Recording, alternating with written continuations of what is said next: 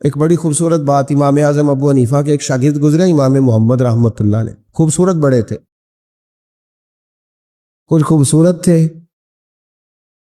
کچھ سونا، کچھ منہ دا میٹھا،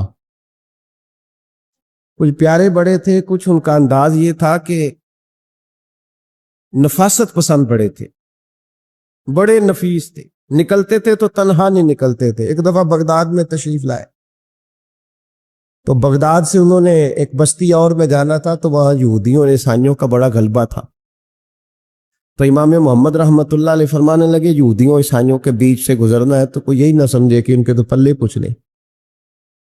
کہنے لگے سونے گھوڑے لاؤ عربی نسل کے۔ 30 شاگرد ساتھ تھے، ان کو بھی ساتھ تیار کیا، عربی نسل کے 30 گھوڑے اور 30 شاگرد، ان کو کہا بھی دستاریں درانا اونچی باندھنا، تو دستاریں بھی باندھی انہوں نے کلے والی بڑی خوبصورت، شاگردوں کو بھی جبے پہنائے، خود بھی جبہ پہنا سفید رنگ کی، اعلیٰ نسل کی گھوڑی آگے آگے، پیچھے 30-32 شاگرد۔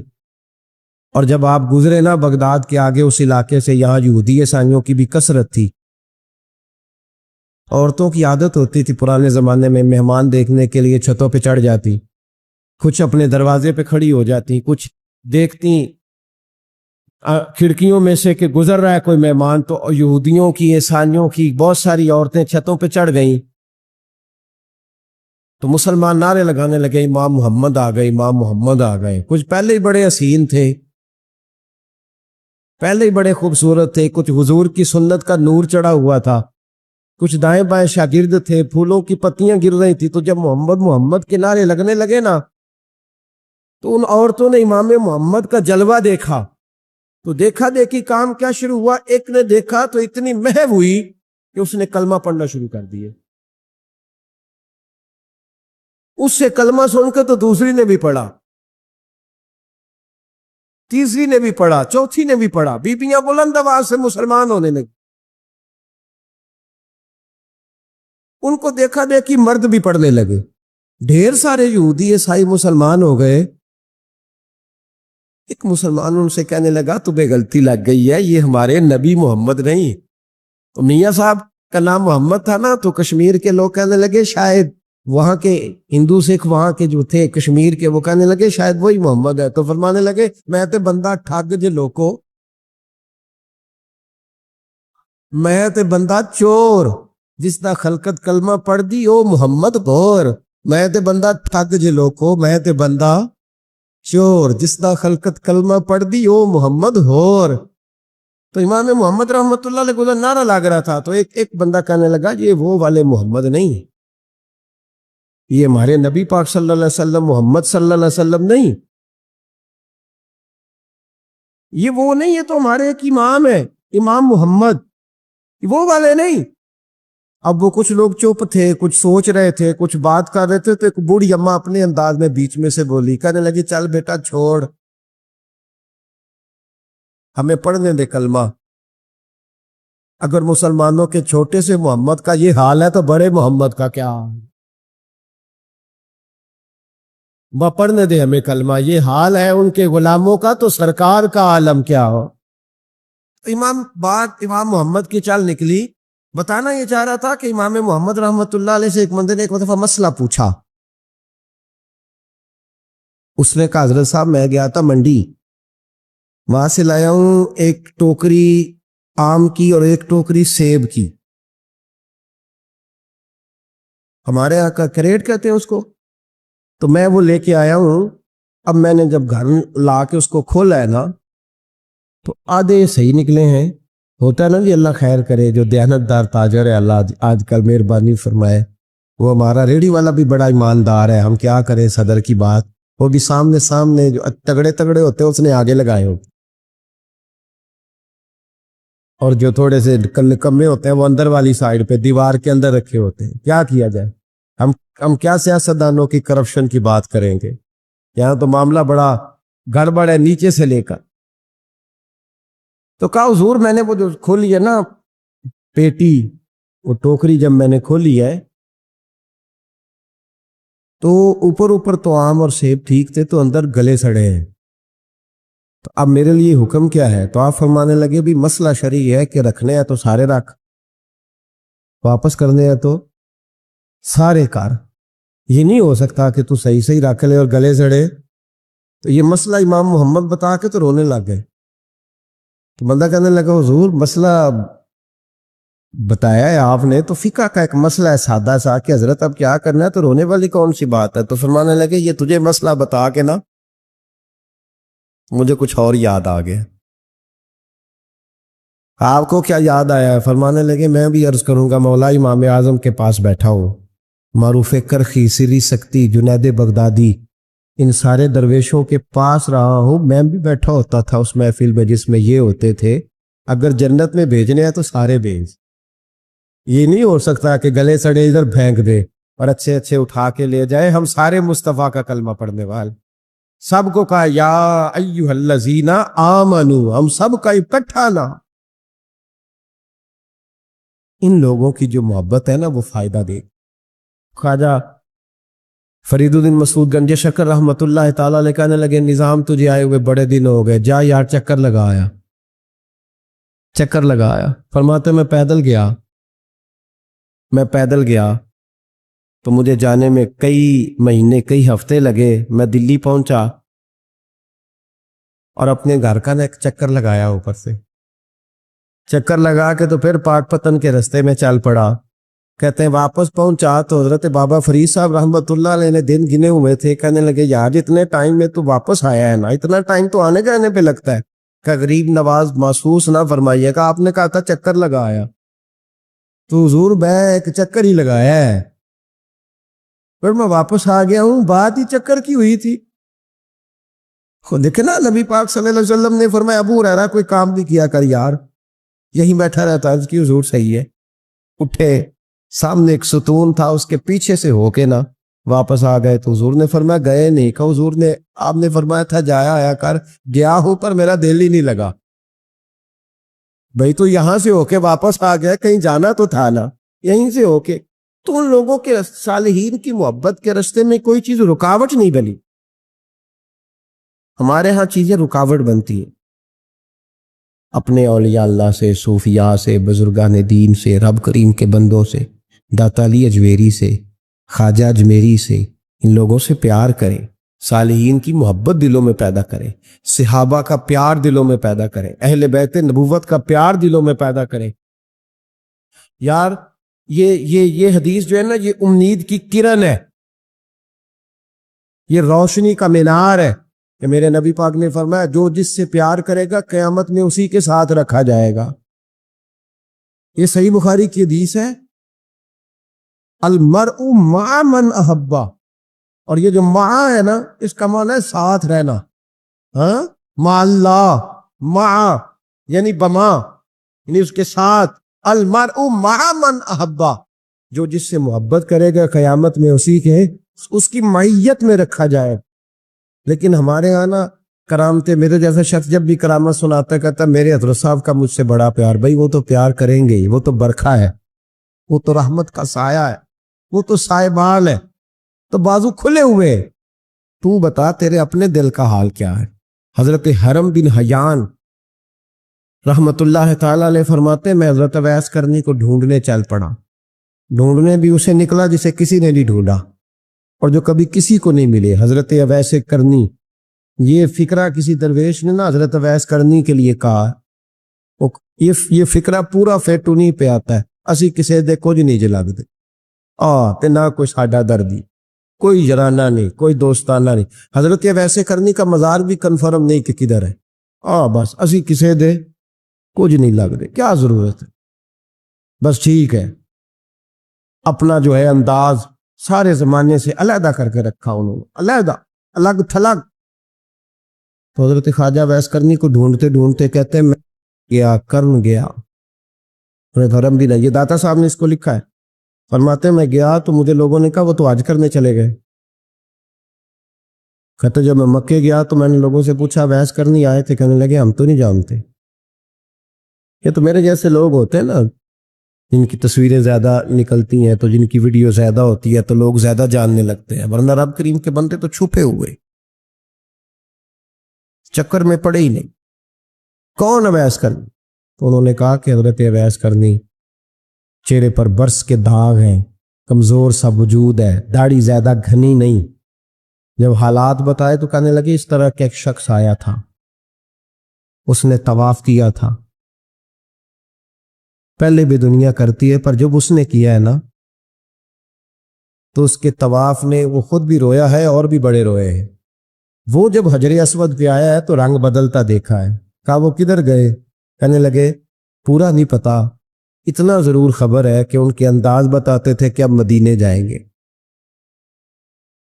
جناب حرم بن حیان کہتے ہیں پھر میں مدینے گیا، میں نے خواجہ اویس کو ڈھونڈا. میں نے کہا یار میں نے حضرت خواجہ اویس کرنی کو ملنا ہے، کسی نے بتایا ہے کہ وہ مدینہ شریف آئے. تو لوگ کہنے لگے ہم نہیں جانتے وہ کون ہے.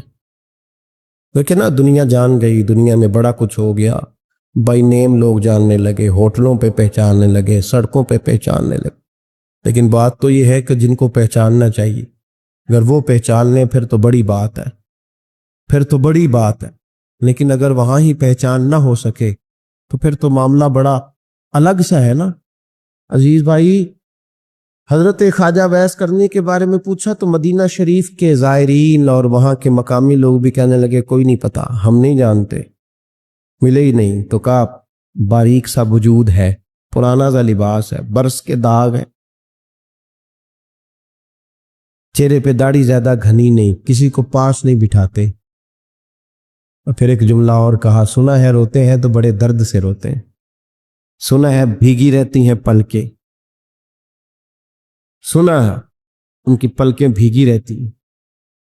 میں 2-4 دن پہلے کسی سے سن رہا تھا شعر، اس نے کہا تھا ایک واری میری آنکھیاں تو انہوں نے اتھرو پونجے سن، ہن چسکا پہ گیا رونے دا، ہر ویلے یا ہوزاریے. کہتے ہیں کہ وہ اس طرح کی اس کی کیفیت ہے. کہتے ہیں میں نے کہا یار وہی تو اویس کرنی تھے، کدھر گئے؟ کہنے لگے کوئی خبر نہیں. جب وہ آئے ہیں تو ان کے آنے کا انداز ہی نرالا تھا. سسکیاں اور آہیں نکل گئیں اس شخص کی جب وہ مدینے آیا. حضرت حرم بن حیان کہتے ہیں میں ڈھونڈتا رہا، تلاش کرتا رہا، پھر میں ان کو ڈھونڈتے ڈھونڈتے عراق میں آیا تو نہر فرات کے کنارے ایک کمزور سے آدمی کو ریت کے ٹیلے پر بیٹھ کے وضو کرتے دیکھا. کہتے ہیں جب ان کا وضو مکمل ہوا تو میں نے کہا السلام علیکم. کہتے انہوں نے چہرہ نہیں پھیرا، وہیں بیٹھے بیٹھے کہنے لگے وعلیکم السلام یا حرم بن حیان، یا حرم بن حیان وعلیکم السلام. کہتے میں نے کہا کہ من انت، آپ کون ہے؟ تو کہنے لگے وہی ہوں جسے تم مکے اور مدینے ڈھونڈتا رہا. تو کہتے میں نے کہا حضور آپ میرا نام کیسے جانتے ہیں؟ بڑا خوبصورت جملہ ہے، اللہ کرے آپ کو جی یاد رہے، سبق کبھی نہ بھولنا، یہ سبق کبھی نہ بھول. بابا صاحب کے مزار پہ گئے تو خالی آ گئے، داتا صاحب گئے تو خالی، ایسے ہی چلے گئے. ہم فارغ لوگ تھے، کوئی کام نہیں تھا کہ بابا فرید کی گلیوں میں گھومتے رہے. ہم فارغ تھے کہ 2 بجے حضرت سلطان باہو رحمت اللہ علیہ کی جالیوں کے سامنے کھڑے رہے. ہم کو پتھر چاٹنے والے لوگ تھے کہ آدھی آدھی رات بیت گئی اور ہم بزرگان کرما والا شریف کھڑے رہے. یہ کیسے ہو گیا کہ محدث اعظم کے مزار پہ کھڑے رہے؟ ایسے ہی کوئی بات تھی؟ حضرت ویسے کرنی بول کر فرمانے لگے، کہنے لگے کیا کہا تو نے کہ میں تجھے کیسے جانتا ہوں؟ فرمانے لگے تو مجھ سے پیار کرتا ہے. عارف تو روحی من روحی کا، میری روح تیری روح کی جاننے والی ہے. یہ روحوں کا رشتہ ہے، یہ خطا نہیں جایا کرتا. عارف تو روحی من روحی کا، میری روح تیری روح کو جانتی ہے. یہ کیسے ہو گیا؟ کوئی ایسے لوگ تھے تو اتنی جگہ مجھے تلاش کر آیا اور میں تجھے جانوں نہ؟ یہ کیسے ہو سکتا ہے؟ یہ کیسے ممکن ہے؟ تو ڈھونڈتا رہا گلی گلی اور میں کہوں کہ میں تجھے جانتا نہیں؟ فرمایا حرم بن حیان میں، ہاں میں دعا کرتا ہوں اللہ کی بارگاہ میں کہ رب کریم مجھے اور تجھے جنت میں اکٹھا کر دے. کہتے ہیں جب انہوں نے یہ دعا کی تو وہ چل پڑے. میں نے کہا حضور کہاں جا رہے ہو؟ فرمانے لگے میرا پیچھا نہ کرنا، میں کسی اور منزل کا مسافر ہوں. اور جس رستے میں چل رہا ہوں نا ان منزلوں پہ ساتھ نہیں کسی کو لیا جاتا. یہ میری اپنی ذاتی منزل ہے. اس میں پاؤں پہ چھالے ذرا سخت ہوتے ہیں. ہر آدمی کا کام نہیں یہاں چلنا، تو مجھے تنہا رہنے دے اور مجھے اپنی مرضی سے چلنے دے. کہتے میں نے منت کی تو کہنے لگے بس تو نے جد و جہد بڑی کی تھی تو تیرے ساتھ ملاقات کر لی، تجھے پہچان لیا، تیرے ساتھ بات کر لی، ورنہ میں کہہ چکا ہوں اسی کسے دے کچھ نہیں لگ دے. اسی لیے میں نے حضرت غالباً امام شورانی رحمۃ اللہ علیہ کے حوالے سے پڑھا ہے کہ قیامت کے دن جب حضرت ویسے کرنی جنت میں جائیں گے تو ممکن ہے اس وقت بھی لوگوں کو دیدار نہ کرایا جائے، بلکہ امام شورانی کہتے ہیں اللہ 70,000 فرشتے ان کی شکل کے پیدا فرمائے گا اور ان کے جھرمٹ کے اندر چھپا کے انہیں جنت میں داخل کرے گا. ملاقات کس سے ہوگی؟ صرف انہی سے ہوگی جن کے لیے انہوں نے زندگی گزار دی. یا خدا سے ملیں گے یا مصطفیٰ کریم سے ملیں گے. یہ بھی لوگ تو محبت کریں، صالحین کا پیار، نیک لوگوں کی محبت، صالحین کی محبت رستہ آسان کرتی. کوئی شک نہیں کہ زمانے میں سارے لوگ اچھے نہیں ہوتے، برے لوگ بھی آئے ہیں مارکیٹ میں، ہوتے.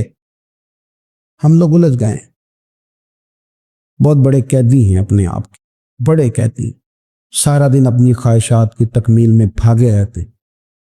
بڑے بڑے سونے نوجوان، میں ان پہ تنقید نہیں کرتا، مجھے ان پہ ترس آتا ہے کہ میں رات کے اندھیروں میں انہیں ٹیلی فون لے کے چوکوں میں کھڑے دیکھتا ہوں تو مجھے رحم آتا ہے. میں کہتا ہوں دیکھو نفس کی خواہش کے پیچھے یہ کیا مثلا آخر کیا ہے اس میں؟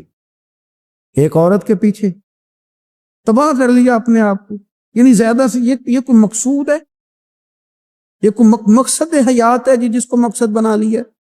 میرے عزیز بات کو سمجھ لے. اتنا خوبصورت آدمی ہے اور اتنا اس کا اونچا قد کاٹ ہے، اور کیا کس کے پیچھے یہ بھاگا ہوا ہے؟ بڑا سمجھدار، دانشور، عقل مند آدمی، ذی روح بندہ، لیکن اس کا سٹیٹس آپ یہ ملاحظہ کریں کہ وہ 20-40 ہزار کی خاطر جھوٹ بولتا ہے، دھوکہ دیتا ہے، فریب اور فراڈ کرتا ہے. ہم اپنی نفسانی خواہشات کے پیچھے اس طرح بھاگتے ہیں کہ ہم اصل سے رہ جاتے ہیں. میری باتوں کی سمجھ آ رہی ہے آپ حضرات؟ تھوڑا تھوڑا کر کے، ایک ایک کر کے ان کی باتیں کم مانی. ضروری تو نہیں نا کہ سویرے ناشتہ بازار سے اپنی مرضی کا تگڑا کیا، بازار سے لاٹ پوڑیاں چنے بہترین کھائے، اور پوڑیاں چنے ابھی کھائے نہیں، شاپر میں ڈالے ہوئے ہیں، اور وہ لے کے ابھی آ رہا ہے تو ساتھ ہی رستے سے گوشت بھی چھوٹا اچھا لگا تو 2 کلو وہ بھی لے آئے کہ پوڑیاں چنے کھاؤں گا اور دوپہر کے لیے گوشت پکاؤں گا. وہ پہلے یہ تو کھا لے صاحب، اس سے تو نجات پا لے. یہ پتہ نہیں ہضم ہوتا ہے کہ کچھ اور کرتا ہے تیرے ساتھ، لیکن وہ گوشت بھی ساتھ لے آیا. یعنی ٹیبل پہ، ناشتے کے ٹیبل پہ بیٹھ کے فیصلہ ہو رہا ہوتا ہے کہ ہم نے کیا کھانا ہے، ہم نے کدھر جانا ہے. سنگیو یاد رکھو، باتوں کو سمجھو اور غور کرو. یہ تھوڑا تھوڑا کر کے جب ہم چھٹکارا حاصل کرنے کی کوشش کریں گے نا، چھٹکارا حاصل کرنے کہیں جگہ سے، کس جگہ سے اگر آپ کو تنبیہ ہوتی ہے نا، تنبیہ، اس میں بھی بڑا مزہ آتا ہے. اس میں بڑا، ہمارے ایک بزرگ تھے تو ایک دن نا میں گیا تو کہنے لگے الحمدللہ آج میں بڑے سکون میں ہوں. میں نے کہا جی وہ کیا ہوا؟ کہنے لگے میں اپنے آپ کو بڑا پیر صاحب سمجھنے لگ گیا تھا.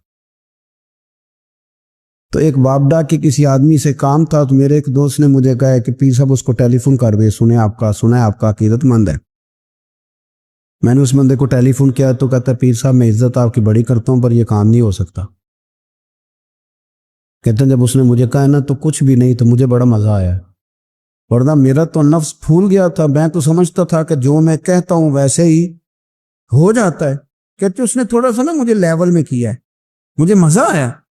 یہ لوگ نا اپنے اوپر بوجھ ڈالتے تھے، یہ تھوڑا تھوڑا پیچھے ہٹتے تھے، یہ سمجھتے تھے کہ اس طرح تمہاری تکمیل رہ جائے گی. صبح سے شام تک اگر اسی نفس کی باتیں مانتے جائیں گے تو خرابی کرے گا. دولت کا نشہ ہے بھائی، دولت کٹھی کرنے والا کسی جگہ سیر نہیں ہوتا. حسن کا نشہ ہے، حسن کا نشہ ہے. حضرت ابو بکر شبلی رحمۃ اللہ علیہ فرمایا کرتے تھے جو تیری بیٹی کو خوبصورت سمجھ کے اس کے ساتھ نکاح کرنے تھے اسے بیٹی نہ دینا. حضرت جی کیوں؟ فرمایا حسن تو تھوڑے دن کے بعد ختم ہو جائے گا، پھر وہ اس کی قدر نہیں کرے گا، وہ تو کہیں اور منہ مارتا پھرے گا. حضرت ابو بکر شبلی رحمۃ اللہ تعالی علیہ کی بیٹی خوبصورت تھی. ایک نوجوان کہنے لگا میرا نکاح کر دیں. آپ فرمانے لگے پتر تو 1 مہینے کے بعد آنا کر دوں گا. بڑی موٹی تازی خوبصورت صاحبزادی. تو حضرت نے اسے دوائی کھلائی, اسے پخانے لگ گئے. جو پخانہ کرتی ایک مٹکے میں سنبھال دیتے. تھوڑا وقت گزرا تو وہ ہڈیوں کا پنجر بن گئی. مہینے بھر میں دست اتنے آئے کہ کمزور ہو گئی. تو ابو بکر شبلی 1 مہینے کے بعد نوجوان کو بلایا, فرمایا ادھر آ تیرا نکاح کروں. بچے دکھائی تو وہ کمزور بستر پہ پڑی. فرمایا شادی کرنے لگا, اسے نہیں میں نے کرنی. فرمایا یہ وہی ہے؟ کہنے لگا جی نہیں. فرمایا تو کہتا تھا مجھے عشق ہے, کدھر گیا تیرا عشق؟ کہنے لگا حضرت صاحب آپ کیسی بات کر رہے ہیں. فرمایا ادھر آ. پھر وہ مٹکا جس میں گند رکھا تھا وہاں لے گئے. فرمانے لگے تیرا اس کے ساتھ عشق تھا, یہ ہے تیرا عشق. فرمایا اسے تو میں 4 دن روٹی کھلاؤں گا پھر تندرست ہو جائے گی, لیکن میں دیکھنا چاہتا تھا کہ تو میری بیٹی سے پیار کرتا ہے یا اس کے چہرے پہ آنے والی کچھ وقت کے لیے سرخی سے پیار کرتا ہے, اس لالی سے پیار کرتا ہے جو جوانی کے وقت بچوں اور بچیوں پہ آتی ہے. کس چیز کے دل دادا؟ یعنی کیا مطلب؟ نفس کی غلامی, سراسر غلامی. اور پلٹ پلٹ کے اور بڑے بڑے سیانے بندے چھوٹی سی خواہش کے لیے. بڑا سمجھدار آدمی, بڑا سیانا بندہ. میں ایک بڑے بزرگ عالم تھے, میں ایک دفعہ ملنے گا تو پائے پکا رہے تھے, خود پائے پکا رہے تھے. تو وہ بڑے پیار کی بات ہوتی ہے نا, تو تامت باندھی ہوئی اور بڑی جناب خستہ حالی, اور وہ پائے پکا رہے ہیں. تو میں نے ان سے کہا حضرت جی پائے تو کسی اور نے بھی پکا لینے تھے, آپ بخاری لے کے بیٹھتے, چلو میری طرح کا کوئی بندہ آپ سے استفادہ بھی کر لیتا. اب پائے آپ لائیں گے, پھر پکائیں گے, پھر آپ کھائیں گے, تو یہ تو 24 گھنٹے آپ کسی کام میں گزر جائیں گے. تو یہ ایک چھوٹی سی خواہش کے لیے, میں کسی چیز کو حرام نہیں کہہ رہا. قرآن پاک کی جو آیت پڑھی ہے صرف اس کی تفسیر آپ کے سامنے عرض کر رہا ہوں. ہماری خواہشات ماں پالتی ہے, آپ کو نہیں پتا کتنے دکھ سہتی ہے. میں ان ماؤں کو جانتا ہوں جو بیٹے کے حصوں کی مار بھی اس کے ابے سے کھاتی ہیں, مار کھاتی ہیں. وہ ایک خاتون ایک کان سے سنتا نہیں, میرے پاس ایک دفعہ آئی, کہنے لگی 60 لگ گئی سی, کوئی دعا کر دے, کیا کوئی وظیفہ پر ڈاکٹر کہتے ہیں ٹھیک نہیں ہو سکتے.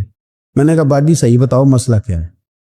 کہنے نہیں کچھ بھی نہیں, مسئلہ کیا ہونا ہے, پتر غلط نکل آیا ہے, اس کا باپ روز مارتا ہے. میں آ بھی گئی ہوں تو اس نے ایک تھپڑ میرے کان پہ مار دیے, پردہ پھٹ گیا. مائیں مار کھاتی ہے, لیکن وہ پتر جس کو بڑی محنت سے پالا ہے وہ جوان ہوتا ہے تو اماں سے کہتا ہے تجھے چھوڑ دینا ہے, پر جس لڑکی سے میرا ٹیلی فون پہ رابطہ ہے اسے نہیں میں نے چھوڑنا, وہ نہیں چھوڑ سکتی. ہر شے کچل جاتا ہے. وہ اماں کبھی بلیٹ کے رات کو سوچتی ہے کہ یہ تو میری کل کمائی تھی, میں تو آج اس کے حصے کے تھپڑ اپنی گالوں پہ برداشت کر رہی ہوں, تو یہ کدھر گیا؟ اردشیر نام کا بادشاہ تھا. حضرت محدث ابن الجوزی آج سے کچھ 700 سال پہلے لکھتے. اردشیر بادشاہ بڑا خوبصورت تھا, جوان تھا, بڑا عقل مند تھا. اس نے اس طرح کے قریب قریب کی ساری ریاستوں پہ قبضہ کر لیا. بڑا عقل مند زیرک تھا, قبضہ ہو گیا. ایک بادشاہ بڑا سخت تھا, اس کے ساتھ جب پنجہ آزمائی ہوئی تو اردشیر کہتا ہے اس پہ میرا قبضہ نہیں ہو رہا تھا, اور جب ہم نے ساری ریاستوں نے مل کے اس پر حملہ کیا تو ایک قلعے کے اندر قلعہ بند ہو گیا. اردشیر بڑا خوبصورت آدمی تھا, بڑا سمجھدار تھا, تو وہ بادشاہ قلعہ بند ہو گیا, اس نے کہا نکلنا ہی نہیں. اب وہ اندر بند ہے, یک بارگی حملہ کیا تو وہ بڑا بڑا قلعہ تھا اس میں بند ہو گیا. اس بادشاہ کی نا جس پر حملہ کیا, اس کی بیٹی اچانک ایک دن قلعے کی دیوار پہ چڑھی تو اردشیر کے حسن و جمال کو دیکھا تو عاشق ہو گئی, اور اپنے ہی باپ کے خلاف اسے کہنے لگی کہ اگر تو میرے ساتھ شادی کا وعدہ کرے نا تو میں تجھے رستہ بتاتی ہوں حملہ کرنے کا. اس نے کہا میرا وعدہ رہا, تو رستہ بتا. اس نے رستہ بتایا اس لڑکی نے, اور بادشاہ نے حملہ کیا تو اس کا باپ قتل کیا, اس علاقے پہ قبضہ کیا شادی کے وعدے پر. ہاں نفسانی خواہش بندے کو اندھا کر دیتی, نہیں سمجھ آتی اس کو میں کدھر جانا, اندھا کر دیتی. حملہ کیا, اور جب اس لڑکی کو لے کے آیا نا اپنے محل میں, تو پہلے دن شادی کی پہلی رات تھی, تو بستر بچھایا کنیز نے, تو وہ کبھی کروٹ ادھر بدلتی کبھی ادھر بدلتی. تو بادشاہ کہنے لگا کیا ہے؟ کہنے لگی بستر میں کچھ ہے, مجھے تکلیف دے رہی. اس نے چراغ جلائے اور جب بستر اٹھایا تو ایک اتنا سا دھاگا نکلا. دھاگے سے عموماً تکلیف نہیں ہوتی, تو اس نے کہا تو اتنی نرم و نازک ہے کہ دھاگا کہنے لگی میرا باپ نا میرے ساتھ اتنا پیار کرتا تھا کہ روز میرا بستر بھی خود بچھاتا تھا، اور اس نے آلہ رکھا ہوا تھا، وہ ناپتا تھا کہ کوئی پایا اونچا نیچا تو نہیں، میری بیٹی کا بیلنس سوتے وقت خراب نہ ہو جائے، اور میرے لیے گوشت اور کپڑے بھی خود پسند کر کے لاتا تھا، کھانے پینے کا خود خیال کرتا تھا۔ اردشیر کہنے لگا اچھا وہ اتنا پیار کرتا تھا، اور پھر تو نے اس کے ساتھ کیا کیا؟ کہنے لگا بلاؤ کنیزوں کو بلایا، فرمایا اس کو اٹھاؤ اور جلاد کے پاس لے جاؤ، اسے کہو کہ اس کے بال ایک گھوڑے کے ساتھ باندھے، پیر دوسرے گھوڑے کے ساتھ باندھے، اور ایک گھوڑا ادھر بھگا دے، کدھر بھگا دے، یہ جس کے باپ نے اتنا پیار کیا، یہ نفس کی اتنی غلام ہے کہ اس کی وفادار نہیں رہی تو میری وفادار کیسے بنی؟ اس نے اتنے نازوں سے پالا کہ دھاگا اسے برداشت نہیں۔ او یارو یاد رکھو، اگر نفس کی غلامی کرو اور بڑے بڑے وفاداروں کو چھوڑ کے غلامی کرو تو پھر کہو وفادار مل جائیں، کوئی بول اول لڑا نہ بول بیٹھی، ہوں دے خسم ناراض بڑ بولیاں دے، کہاں سر کھائے تے بلبل ٹھنڈ پائے، بڑے فرق نہیں سجنا بولیاں دے، جڑیاں خسماں دی وچ رضا وسن، پاگ جاگ جاندے انہاں گولیاں دے، آپ ادلیاں نو سردار پین تکے تے شرما والیاں نو چوٹے ڈولیاں دے۔ اپنے نفس کے پیچھے چلو گے تو یہ تباہی ہے۔ جب ہم نے کسی سے وفا نہیں کی تو یہ کیا امید ہوئی کہ دنیا ہم سے وفا کرے گی؟ اللہ رسول کی مرضی کے مطابق اصول پسند زندگی بنائے، ایک ایک کر کے اپنی خواہشات سے پیچھے ہٹے، تھوڑے پہ گزارا کرنا سیکھیں، اپنے نفس کو سمجھائیں۔ ضروری نہیں کہ روٹی ہر وقت مزے کے لیے کھائی جائے، کبھی کمر سیدھی کرنے کے لیے خشک روٹی بھی کھا کے دیکھو، کبھی سادہ کھانا اس پہ بھی اکتفا کرو، کبھی تھوڑا کھا کے اچھے طریقے سے سادے کمرے میں بھی اللہ کو یاد کر کے دیکھو۔ نفس کے پیچھے نہ بھاگیے گا، تباہی کرے گا۔ فرمایا خواہشوں کے پیچھے نہ چلنا، تمہیں اللہ کے راستے سے بہکا دیں گی، اور فرمایا بے شک ان کے لیے سخت عذاب ہے جو اللہ کے راستے سے بہک گئے۔ اور کیوں سخت عذاب ہے؟ اس لیے کہ انہوں نے آخرت کے دن کو بھلا دیا، آخرت کا دن بھلا دیا، پیچھے کا خواہشوں کے پیچھے نہ چلنا، تمہیں اللہ کا راستہ بھلا دے گی۔ مفہوم آیت یہ ہوا، قرآن نے ہمیں ارشاد یہ فرمایا کہ خواہشات نفس کے پیچھے چلو گے آخرت کو بھول جاؤ، تمہارے ذہن میں یہ بات نہیں رہے گی کہ میں نے مرنا بھی ہے۔ پھر لوگ معاذ اللہ ثم معاذ اللہ یہ کہیں گے کہ بھائی یہاں جینے دو نا، پھر آگے جائیں گے تو دیکھی جائے گی۔ لوگ بھول گئے مرنے کو۔ ہماری ساری جدوجہد زندہ رہنے کے لیے ہے، ساری 60-70 سال کے لیے سارا کچھ ہے۔ آپ دیکھ لیں، ٹٹول لیں کسی بندے کو، صرف جتنی محنت کر رہا ہے وہ جینے کے لیے کر رہا ہے۔ رب قریب کے بندے جتنی محنت کرتے تھے مرنے کے لیے کرتے تھے، مرنے کے لیے کوشش کرتے تھے کہ مر جانا ہے، اس کے لیے جدوجہد۔ ہم جتنی جدوجہد کر رہے ہیں ساری جینے کے لیے، جینے کے لیے۔ میرے رسول کریم صلی اللہ تعالی علیہ وسلم کا ایک فرمان ہے مسند امام احمد بن حنبل میں، اور بڑا نرالا، بڑا انوکھا اور بڑا معنی خیز ہے۔ حضور سید عالم صلی اللہ تعالی علیہ وسلم نے فرمایا بڑا بیوقوف ہے وہ شخص، ذرا ترتیب دیکھیے، حضور کی زبان سے نکلے ہوئے حکمت کے موتی، مسند امام احمد بن حنبل۔ فرمایا وہ بڑا بیوقوف بندہ ہے جو چلتا اپنی خواہشات نفس کے پیچھے ہے اور امید یہ رکھتا ہے کہ رب مجھے آخرت میں انعام عطا کرے گا۔ چلتا کس کے پیچھے ہے؟ خواہش کے پیچھے، اور کہتا یہ ہے کہ اللہ مجھے قیامت میں انعام دے گا، تو انعام تو اسے دیا جاتا ہے نا جو کو محنت کرتا ہے۔ دیکھیں نا، جس کا منہ پنڈی کی طرف ہے تو پنڈی وہ پہنچے گا کہ وہ جس کا منہ پنڈی کی طرف ہے وہ لاہور پہنچ جائے گا۔ منہ پنڈی کی طرف کرنا اور خواہش لاہور کی رکھنا، منہ کر لینا لاہور کی طرف اور خواہش پنڈی کے رکھنا، تو میاں یہ تو نہیں نہ ہوگا۔ پیچھے جو تلے خواہشات نفسانیہ کے ہمارے ہاں نا بہت بڑا رٹا ہے۔